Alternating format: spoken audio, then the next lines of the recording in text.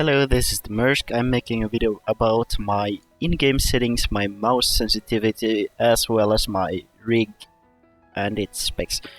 Since a lot of you have been asking all about it, so this is my response. Let's start with in-game settings.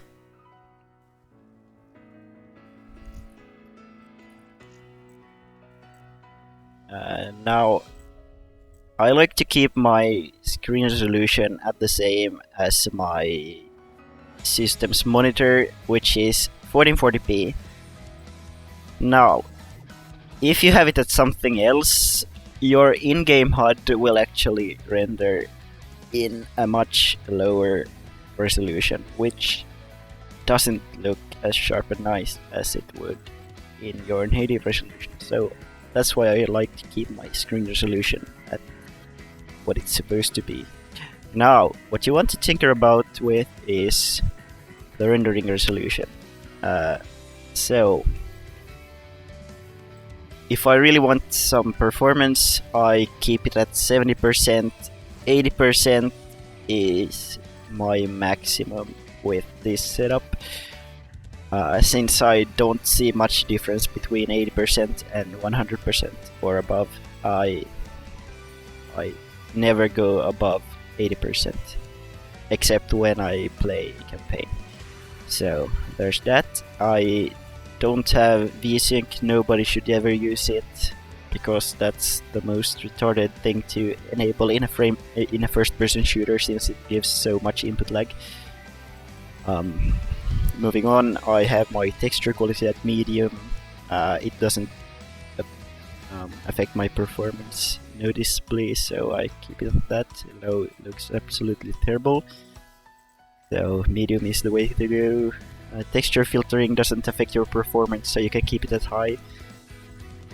Rest is low or disabled, just to squeeze out every frame I can get. Moving on to my mouse settings. I have my sensitivity at 3.5, and in Windows I keep it in the middle. As you see, don't enhance pointer precision, don't have any type of acceleration turned on.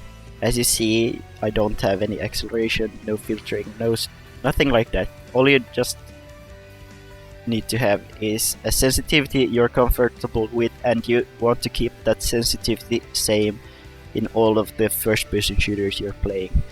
So I have my DPI at 1400 as well.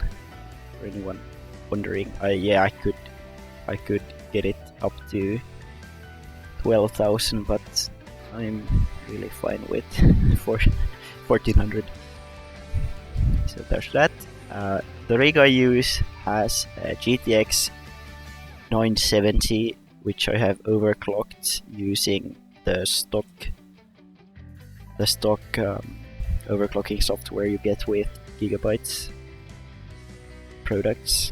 So I have boosted my GPU clock by 100 MHz. I have my memory clock boosted by almost 300. And I have my fans turned up a little bit so I can keep my temperatures at around 60 degrees Celsius. I also have my case's fans turned up quite high. I don't mind some extra sound as long as I have a cool and nice system. I have an i7 4790K at stock speed. I don't really need it overclocked at the moment, since it's performing as it should. I don't live stream with any heavy resolution, so I don't really need overclocking. That's that. I can show you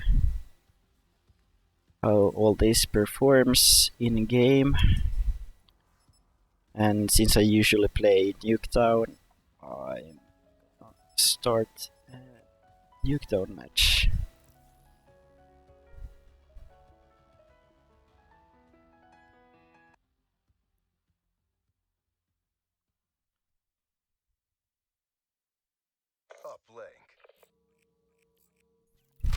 The thing about Nuketown is that it usually gives a little worse frame rates than other maps. I don't really know why that is. It's a smaller map and all that, but I guess there's something wrong with it. Because if you stand at this point, you sometimes get like I sometimes my frame rate sometimes dips below 100 if I stand in this spot, and if I change my resolution to something like 100, you can see it really goes down a lot. So there's really no difference to me between 80% and 100%, but frame rate wise it sure is. So my frame rate dips to 80, something like that, and I can feel that my mouse input lag is increasing, and there's I can see individual frames when I move around like this. So all you really want to do is to keep your frame rate at a nice level, and 80% rendering resolution is the right thing for me. So that's what I use. Actually, when this car is smoking, it usually gives me less frame rate. So I usually tend to avoid hiding behind the blue car, since it just gives me bad frame rate when it's smoking and all that. Yeah, I mean, I get 40 less frame rate when it's doing that, so I tend to keep my distance from it. But yeah, other than that, you can see it's working nice and well. I get my frame rate around 144 with these settings on this system.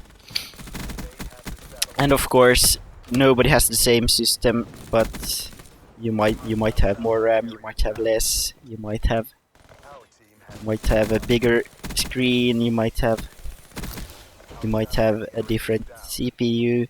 So these settings aren't in any way universal. I mean, you have to tinker around with them. You have to change your rendering resolution a bit. You have to try until you find something that you really like. I recommend keeping most settings off or low, just to get as high frame rates as possible, because I don't really care that much how the game looks, as long as it's running smoothly and I get my frame rates at what I want them to be. Now, I hope this video helped you make some decisions about what settings to use and so on. If you have any questions, please leave them down below. I'll try to answer it.